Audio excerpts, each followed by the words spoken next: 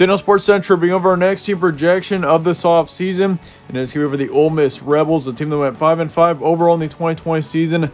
Not a terrible season for Ole Miss, as this team was definitely one of the more improved teams in the SEC last year, as they finished out the season much better than they started it out. I mean, when they started the season in 2020, this was probably one of the worst teams in the SEC, but in the end, this team in their last 5 games actually went 4-1, so Ole Miss really improved over the course of 2020. How will this team be in 2021 is what we're going over here today. We're going to go over a few players this team will be losing, who they're returning, and also looking at their schedule for the first time this offseason, starting out with the previous 6 games for Ole Miss. And you can easily see how much this team improved over the course of 2020 just based off of this. I mean, they beat Vanderbilt 54-21. That's really where things started to turn around for this team. They put up 60 points on South Carolina.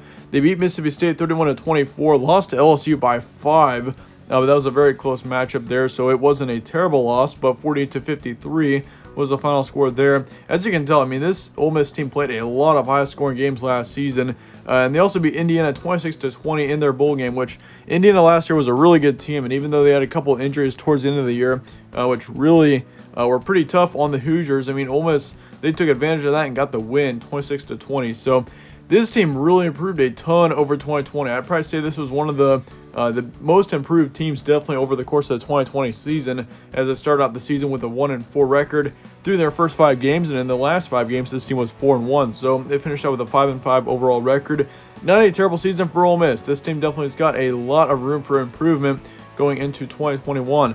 As for the roster preview, though, for this team, of course, Matt Corral is coming back to this team next year. He put up some pretty good stats last season. I mean, he was definitely pretty impressive. He put up over 3,000 yards, over 3,300 to be exact, with 29 touchdowns and 14 interceptions. Also had a 71% completion rate. He showed a lot of potential. I mean, if you look at Matt Corral, I mean, going into 2020, he didn't have a whole lot of expectation, but I mean, just based off of his completion rate, 71%, that is an outstanding completion rate. Like, really, if you can be above 65%, that's already super impressive, and Matt Corral went over 70, so watch out for him next season. He's definitely a player to watch out for. Jerion Ely is coming back to the team for next season. He put up 900 yards and 10 touchdowns. He's going to be a huge impact player going into 2021 for Ole Miss. Snoop Connor is also coming back. Looking at him, he put up just over 500 yards and 8 touchdowns. Elijah Moore, the top wide receiver for this team, will not be returning. He was definitely a very talented player, one of the more underrated wide receivers in the SEC. He put up 1,300 yards and 8 touchdowns last season, so some very impressive stats, especially considering, I mean, Ole Miss only played 10 games last season. Those are some very impressive stats out of him. Kenny Yeboah is also coming back to the team next season. He put up just over 500 yards and 6 touchdowns. Watch out for him. And of course, if you look at it otherwise, actually no, he was the tight end. He's going to be gone. He was their star tight end. That's my bad there. Yeah, Kenny Yeboah, he won't be returning to this team next season, as he is headed to the NFL, so he will not be with Ole Miss next year. So you're actually losing 2 really high impact players there with Elijah Moore and Kenny Yeboah.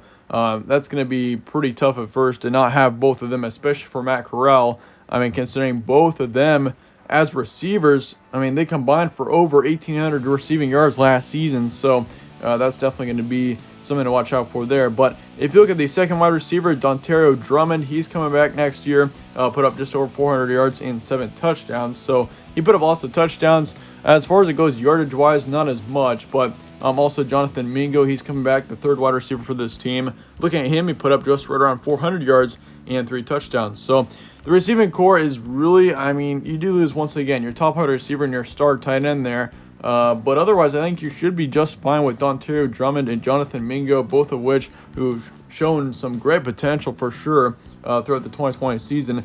They lose 1 defensive lineman, 1 in the secondary. This defense looks really good going into next season, only losing 2 starters overall. This team is looking very good on the defensive side. Watch out for that. But otherwise, yeah, Ole Miss looks really good going into next season. This is a team that I could actually see being a dark horse going into next season. This team, I think, with the potential that they got here, even though they're losing a couple in the receiving core, this team is looking very good on both sides of the ball returning production-wise. So Ole Miss, this is a team to watch out for. I mean, we saw how much they improved over 2020. I would not be surprised to see Ole Miss possibly make a run at being a dark horse next season. Like we always see one or two teams that are huge surprise teams. Ole Miss could be one of those teams next season. Watch out for them. Looking at your schedule, though, to start off next season, of course, you got Louisville in a neutral location, an ACC matchup to finish out, or to start out the season. Then you got Austin Peay after that, Tulane as well. You got a bye week, then you play Alabama to kick off your conference schedule. Pretty tough game there to start off your conference schedule with Alabama in Tuscaloosa.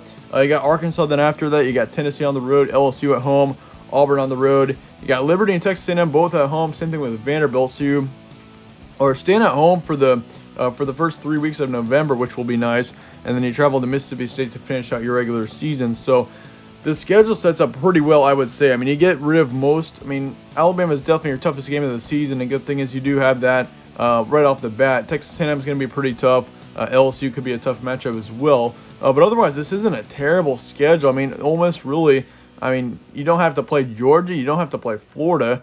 Either of those teams you don't have to play next season. You do got Tennessee on the road, but they're not as good. So Ole Miss, really, this is not a terrible schedule. I think this is definitely manageable if you ask me. Looking at the first half of your schedule, of course, Ole Miss, that will probably be a win, I'd say, for Ole Miss, but I'm going to put it as a yellow game for now. Austin Peay is going to be a win. Tulane's going to be a win, so you got 2 guaranteed wins there before your bye week. Alabama, I mean, I just don't see that being a win, or even close for that matter. Alabama is just too good. With it being on the road in October, I mean, I think, Alabama's going to be the heavy favorite in that one. I got to go with the Crimson Tide by far in that matchup, especially considering it's on the road. And also to kick off your conference schedule, that is just a bad time to play Alabama. But, of course, you got Arkansas and Tennessee after that. Both of those games will be close ones as well. But I do expect Ole Miss to at least win one of those matchups.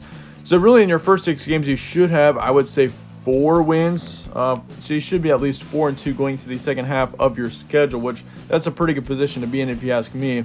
But really for the second half, I think Auburn, that's definitely going to be a close one. LSU's going to be close. Liberty's going to be a win. I don't see Liberty being anywhere near as good in 2021 as they were in 2020. Texas A&M will be a close one. Vanderbilt's going to be a win. And then Mississippi State, of course, will be a close one as well. So the ceiling will be 9-3 for Ole Miss. I'm actually going to change that right now. Just kind of thinking about the returning production here. The ceiling's going to be 10-2 for Ole Miss. I can easily see this team being in quite a wide range going into next season. This is a tough team to predict just because, I mean, they haven't been good in a while for one, but also the returning production looks great. So we could see Ole Miss possibly be a surprise team. So 10-2 is actually going to be the ceiling, I think, for Ole Miss. That's going to be what I put as the ceiling. So that's basically the best of where you could get. 7-5 to 8-4 will be your projection. I put it down to 7-5, but I think 8-4 is definitely manageable as well. I think for Ole Miss next season, just considering how much they improved over 2020. So 7-5 to 8-4 will be your projection. The floor being the worst possible record that you could have will be 5-7. So I definitely think Ole Miss should be on to a bowl game next season. I would honestly be stunned if they weren't in a bowl game next year, but there still is that possibility. So I will keep that 5-7 there for the floor. But this team, I definitely think it's got a ton of potential next year. Great returning production. I really like Matt Corral as a quarterback. He's improved a ton, and he showed, once again, he showed some great potential last year. So, tons of potential here for Ole Miss. Should be a fun season coming up in 2021 for the Rebels. Let me know your thoughts and comments below, though, on Ole Miss. Let me know your record predictions and all of that down in the comments. I appreciate you guys all watching. Stay tuned for more from All Sports Central. I'll see you guys all later.